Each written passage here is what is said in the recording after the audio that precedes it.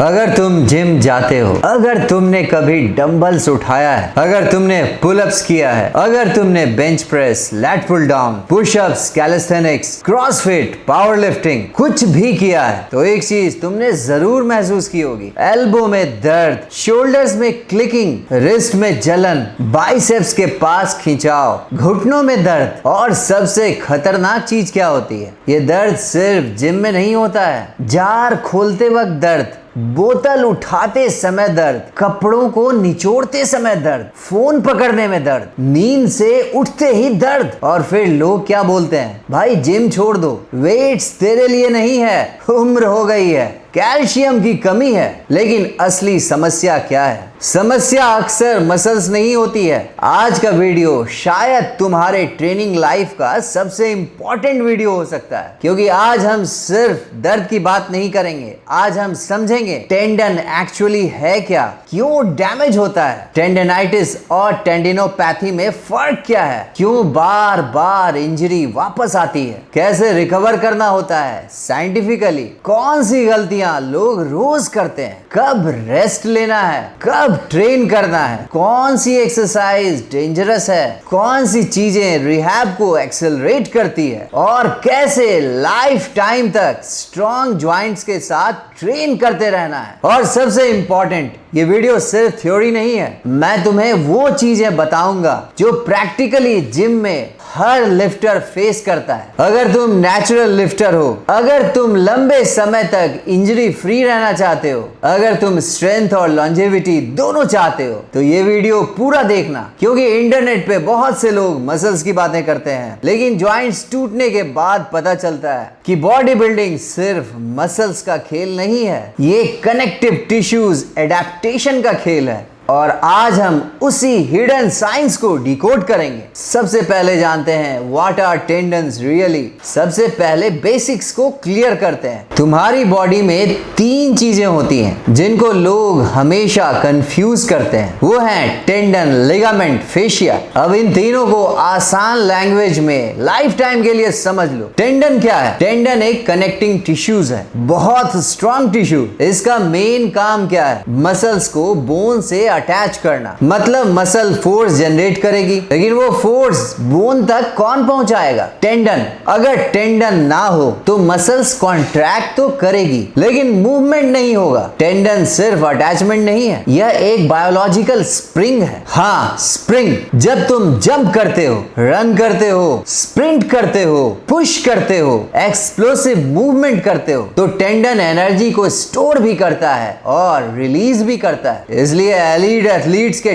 Tendon बहुत powerful होते हैं। स्पोर्ट्स साइंस रिसर्च में रिपीटेडली देखा गया है कि एलीट स्प्रिंटर्स और एक्सप्लोसिव एथलीट्स के टेंडन्स फोर्स को ज्यादा एफिशिएंटली स्टोर और रिलीज कर पाते हैं कंपेयर टू अनट्रेन्ड इंडिविजुअल्स। इसी वजह से उनकी एक्सप्लोसिवनेस और एनर्जी ट्रांसफर बेहतर होती है। मतलब कि परफॉर्मेंस सिर्फ मसल से नहीं आती, टेंडन क्वालिटी भी मैटर करती है। मान लो तुम बाइसेप्स कर्ल कर रहे हो। जब बाइसेप्स कॉन्ट्रैक्ट होती है तो टेंडन फोरआर्म बोन को खींचती है और एल्बो बेंड होती है। तो मूवमेंट कौन करा रहा है? मसल्स फोर्स बना रही है, लेकिन टेंडन फोर्स को ट्रांसफर कर रहा है। अब समझो टेंडन अंदर से कैसा होता है। इमेजिन करो एक थिक केबल को, उस केबल के अंदर छोटे केबल्स, उनके अंदर और छोटे फाइबर्स, और उनके अंदर माइक्रोस्कोपिक कोलेजन फाइब्रिल्स, और ये सब पैरेलल अलाइनमेंट में अरेंज होते हैं। जब टेंडन हेल्दी होता है, फाइबर्स अलाइंड होते हैं, फोर्स इफेक्टिवली ट्रांसफर होती है, पेन नहीं होता है, मूवमेंट स्मूथ होती है। लेकिन डैमेज होने पर फाइबर्स डिसऑर्गेनाइज्ड हो जाते हैं और यहीं से प्रॉब्लम शुरू हो जाती है। अब सबसे इंपॉर्टेंट क्वेश्चन है, आखिर आज जिम जाने वाले ज्यादातर लोगों को या जिम नहीं भी जाने वाले लोगों को टेंडन्स का प्रॉब्लम क्यों हो रहा है? क्योंकि modern fitness culture muscles obsessed हो चुका है। हर कोई चाहता है हैवी वेट उठाना, पीआर करना, ईगो लिफ्ट करना, एडवांस एक्सरसाइजेस करना, फेलियर तक ट्रेनिंग को लेकर जाना, डेली इंटेंसिटी को बढ़ाते चले जाना। लेकिन समस्या क्या है? मसल्स तो जल्दी अडेप्ट हो जाती है, टेंडन नहीं। जाने साइंस का फैक्ट क्या कहता है। Muscle adaptation can happen in weeks, tendon adaptation often take months. मतलब तुम्हारी स्ट्रेंथ तो बढ़ रही है लेकिन कनेक्टिंग टिश्यूज उतनी तेजी से अडेप्ट नहीं कर रहा है, और यही मिसमैच इंजरी को क्रिएट करता है। तुमने ये जरूर से नोटिस किया होगा, अक्सर जो लोग नया नया जिम ज्वाइन करते हैं उनकी स्ट्रेंथ तेजी से बढ़ती है, बेंच प्रेस उनका बेहतर हो जाता है, पुलअप्स उनके अच्छे होने लगते हैं, लेकिन 3 से 6 महीने के बाद elbow pain, shoulder pain, wrist pain, knee pain, ये सब क्यों होने लगता है? क्योंकि मसल्स तो स्ट्रांग हो गई लेकिन टेंडन्स ने सही ढंग से अडेप्ट नहीं किया और वो ओवरलोड हो गई। लोग अक्सर ये समझते हैं कि सोरनेस अगर नहीं है तो रिकवरी पूरी हो गई। ये बिल्कुल गलत अप्रोच है। Tendons low blood supply tissues हैं, इनकी हीलिंग मसल्स जितनी फास्ट नहीं होती। आज थोड़ा डिस्कंफर्ट लगेगा, कल थोड़ी स्टिफनेस आएगी, फिर वार्म अप करोगे तो ठीक हो जाएगा, फिर वर्कआउट के बाद दर्द आएगी, फिर डेली एक्टिविटीज में पेन रहने लगेगा, और फिर क्रॉनिक टेंडिनोपैथी। जानते हैं टेंडेनाइटिस वर्सेस टेंडिनोपैथी को? ये सेक्शन बहुत इंपॉर्टेंट है क्योंकि हर लोग टेंडन पेन को टेंडेनाइटिस बोल देते हैं, लेकिन साइंस ने हमें दिखाया है क्रॉनिक टेंडन पेन हमेशा टेंडेनाइटिस नहीं होता है। आइटिस शब्द ट्रेडिशनली इन्फ्लेमेशन के लिए यूज होता है। पहले ऑलमोस्ट हर पेन को टेंडेनाइटिस पेन कहा जाता था, लेकिन मॉडर्न स्पोर्ट्स साइंस ने यह दिखाया कि क्रॉनिक टेंडन पेन हमेशा सिर्फ इन्फ्लेमेशन नहीं होता। शुरुआती ओवरलोड फेज में टेंडन इरिटेटेड हो सकता है कि तुम्हें पेन फील हो, स्टिफनेस, सेंसिटिविटी या रिड्यूस्ड लोड टॉलरेंस जैसा फील हो। अगर इस फेज में लोड मैनेजमेंट सही हो जाए तो रिकवरी रिलेटिवली हो सकती है, लेकिन अगर लगातार ओवरलोड चलता रहे तो टेंडन स्ट्रक्चर में डीजनरेशन स्टार्ट हो सकती है और इसे ब्रॉडली टेंडिनोपैथी कहा जाता है। इस स्टेज में कोलेजन अलाइनमेंट डिस्टर्ब हो सकता है, टेंडन थिकनिंग हो सकती है, लोड टॉलरेंस कम हो सकती है, पेन क्रॉनिक बन सकता है, और यही रीजन है कि सिर्फ रेस्ट या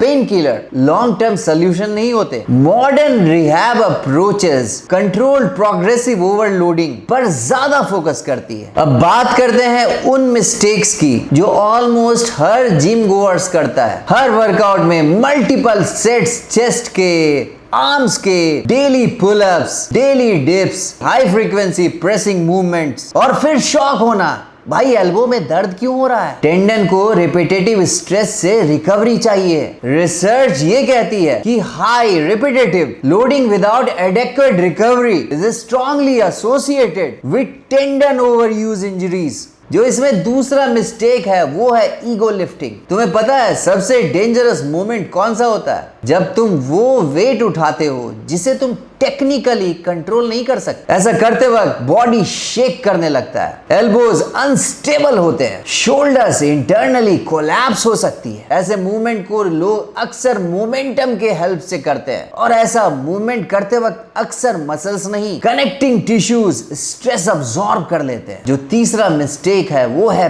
bad range of motion. Her deep movement अच्छा नहीं होता। अगर मोबिलिटी नहीं है और तुम फोर्सफुली डीप जा रहे हो तो टेंडन ओवरलोड होगा, जैसे कि deep dips with poor shoulder mobility, extreme range of motion flies, aggressive preacher curls, behind the neck pressing. ये सब मूवमेंट कुछ लोगों के स्ट्रक्चर के लिए डेंजरस हो सकते हैं। एक समझने लायक बात यह है, हर पॉपुलर एक्सरसाइज हर इंसान की एनाटॉमी, मोबिलिटी और इंजरी हिस्ट्री के लिए इक्वली सेफ नहीं होती। इस कड़ी में जो चौथा मिस्टेक है वो है speed and jerking. Fast control reps tendon पर अननेसेसरी स्ट्रेस इंक्रीज कर सकते हैं, स्पेशली सेंट्रिक फेज में। जब तुम वेट ड्रॉप करते हो, बाउंस करते हो, एक्सप्लोसिव चीटिंग रेप्स करते हो तो टेंडन्स सडनली फोर्स को अब्सॉर्ब करता है और यही माइक्रो ट्रॉमा बिल्ड करता है। पांचवा मिस्टेक है इग्नोरिंग अर्ली पेन। सबसे डेंजरस हैबिट। लोग सोचते हैं वार्म अप के बाद पेन चला जाता है, मतलब ठीक है। नहीं, बिल्कुल नहीं। ये अर्ली वार्निंग साइन हो सकता है, बॉडी सिग्नल दे रही है, और अगर इस सिग्नल्स को इग्नोर करके तुम अभी नहीं रुके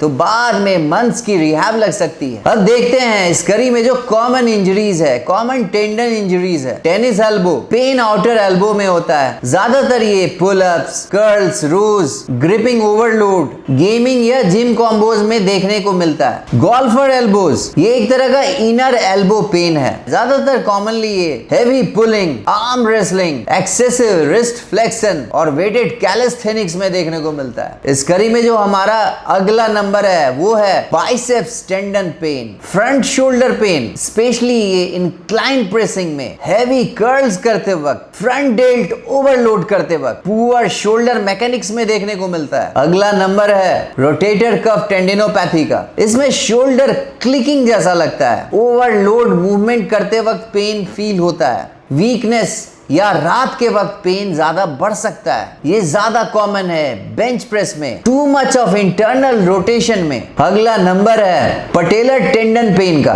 इसमें ज्यादातर पेन अक्सर बिलो नी कैप रहता है, कॉमनली ये जंपिंग मूवमेंट, स्क्वाट्स, स्प्रिंटिंग या प्लायोमेट्रिक्स में देखा जाता है। आखिरी नंबर है एक्लीज टेंडन का। इसमें अक्सर हील स्टिफनेस, मॉर्निंग पेन या रनिंग में डिस्कंफर्ट दिखता है। ये बहुत कॉमन है रनर्स और एथलीट्स में। अब सबसे इंपॉर्टेंट पार्ट है रिकवरी, और यहाँ लोग सबसे ज्यादा कंफ्यूज होते हैं। पहला रूल है डोंट पैनिक। टेंडन पेन का मतलब लाइफ खत्म होना नहीं होता है, लेकिन अगर वार्निंग साइंस को लगातार इग्नोर किया जाए तो प्रॉब्लम क्रॉनिक बन सकती है। तो सबसे पहला स्टेप ये होना चाहिए रिड्यूस अग्रेवेटिंग लोड, मतलब कि पेन देने वाली मूवमेंट को टेम्पररी रिड्यूस करना, लेकिन कंप्लीटली बेड रेस्ट ये अप्रोच सही नहीं होता। रिसर्च का ये कहना है बहुत लंबे समय तक कंप्लीट इनएक्टिव टेंडन कैपेसिटी को रिड्यूस कर सकती है। इसलिए कई केसेस में carefully planned loading protocols rehab का हिस्सा बनाए जाते हैं। टेंडन को कंट्रोल लोडिंग चाहिए। इस कड़ी में दूसरा स्टेप है आइसोमेट्रिक लोडिंग। कुछ रिसर्च और क्लिनिकल प्रैक्टिस ये सजेस्ट करती है कि आइसोमेट्रिक एक्सरसाइजेस कुछ लोगों में टेम्पररी पेन रिलीफ और लोड टॉलरेंस इंप्रूव करने में मदद कर सकती है। एग्जाम्पल में जैसे कि wall sits, static holds, controlled isometric contractions. लेकिन फिर ये कोई यूनिवर्सल क्योर नहीं है, इसके लिए इंडिविजुअल असेसमेंट जरूरी है। इस कड़ी में तीसरा स्टेप है प्रोग्रेसिव लोडिंग का, और यही रियल रिहैब है। टेंडन्स को धीरे धीरे लोड टॉलरेट करना सिखाना पड़ता है, मतलब कि धीरे धीरे लाइट लोड से शुरू करना, कंट्रोल टेम्पो के साथ, जिसमें कि ग्रेजुअल प्रोग्रेशन हो, पेन को मॉनिटर किया जाए। यहाँ हमारा चौथा स्टेप है अगर मूवमेंट मैकेनिक्स खराब है तो पेन वापस आ जाएगा, जैसे कि unstable shoulder press, elbows flaring excessively, wrist collapse during pressing, scapula control missing. तो हमें कहने का मतलब है टेक्निक पे काम करना है, गलत टेक्निक से पेन बढ़ सकती है। फाइनली पांचवा स्टेप है स्लीप एंड न्यूट्रिशन। रिकवरी सिर्फ एक्सरसाइज नहीं है। रिसर्च के हिसाब से collagen synthesis and tissue repair are heavily influenced by sleep, protein intake and recovery status. मतलब कि poor sleep, low protein, calorie deficit, stress, ये सब टेंडन हीलिंग को स्लो कर सकता है। इस कड़ी में ये याद रखना है प्रोटीन मैटर्स। तुम्हारी बॉडी कोलेजन अमीनो एसिड से बनाती है। अगर न्यूट्रिशन खराब है तो रिकवरी कॉम्प्रोमाइज होती है और उससे फाइनली टेंडन रिकवरी अफेक्ट होता है। और अब जानते हैं सबसे कंट्रोवर्शियल सवाल को, क्या पेन में ट्रेन करना चाहिए? आंसर है डिपेंड्स। हर पेन डेंजरस नहीं होता है, लेकिन हर पेन इग्नोर भी नहीं करना चाहिए। जानते हैं ग्रीन जोन क्या क्या है? माइल्ड डिस्कंफर्ट, वार्म अप से इंप्रूव होना, no worsening next day, stable low tolerance, और कुछ केसेस में ये सब मैनेजेबल हो सकते हैं। अगर ऐसा है तो तुम ग्रीन जोन में हो। रेड जोन जो कि एक अलार्मिंग जोन है, उसे समझना जरूरी है। शार्प पेन होना, strength loss, swelling, daily activities में पेन होना, वर्सनिंग सिम्टम्स, नाइट पेन, ये सब सीरियस हो सकता है। इसलिए प्रोफेशनल असेसमेंट जरूरी है। पेन स्केल मॉनिटरिंग यूजफुल हो सकता है। अगर एक्सरसाइज के दरमियान पेन टॉलरेबल है, लेकिन अगले 24 घंटे में सिम्टम्स सिग्निफिकेंटली वर्स हो जाते हैं, इसका मतलब है कि तुम्हारा लोड ज्यादा था। अब एक बहुत पावरफुल बात, फिटनेस सिर्फ मसल्स नहीं है। फिर रियल फिटनेस क्या है? Being able to train for decades। बहुत लोग 2 साल अग्रेसिव ट्रेनिंग करते हैं, फिर इंजरीज के कारण छोड़ देते हैं। लेकिन स्मार्ट लिफ्टर्स अपने टेक्निक को प्रायोरिटाइज करते हैं, रिकवरी का रेस्पेक्ट करते हैं, ईगो को कंट्रोल करते हैं, अपने जॉइंट्स को बचाते हैं, सस्टेनेबल प्रोग्रेशन करते हैं, और यही लोग सालों साल ट्रेन करते हैं।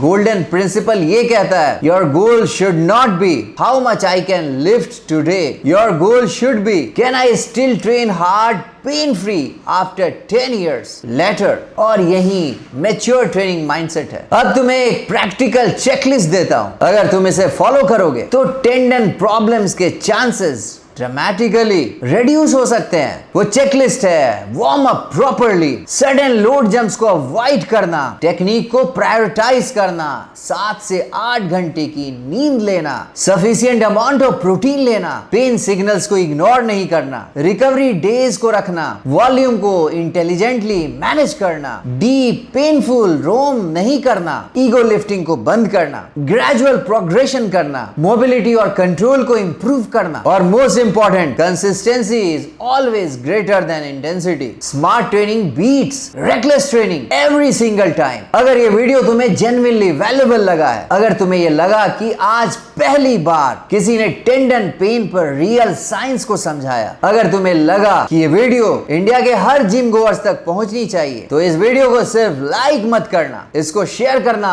अपने उस दोस्त के साथ जो अपने एल्बो पेन को इग्नोर कर रहा है, उस जिम ब्रो के साथ जो शोल्डर पेन में भी ईगो लिफ्टिंग कर रहा है, उस एथलीट के साथ जो समझता है कि पेन नॉर्मल है। क्योंकि सच क्या है, नॉलेज ही इंजरी से बचा सकती है। और फन फिटनेस का गोल सिर्फ मोटिवेशन नहीं है, गोल है education, science based, practical, real world, no nonsense. अगर तुम चाहते हो कि इंडिया में भी फिटनेस कंटेंट सिर्फ एंटरटेनमेंट ना रहे बल्कि साइंटिफिकली एक्यूरेट एजुकेशन बने, तो अभी इस वीडियो को लाइक करना, कमेंट करना, शेयर करना और सब्सक्राइब करना। कमेंट सेक्शन में लिखना ट्रेन स्मार्ट, ताकि मुझे ये पता चल सके ऑडियंस सिर्फ फेक हाइप नहीं, रियल नॉलेज भी चाहते हैं। This is fun fitness, train hard, train smart, respect recovery, respect your joints and build a body that actually lasts. See you in the next video. Till then, stay fit, stay strong.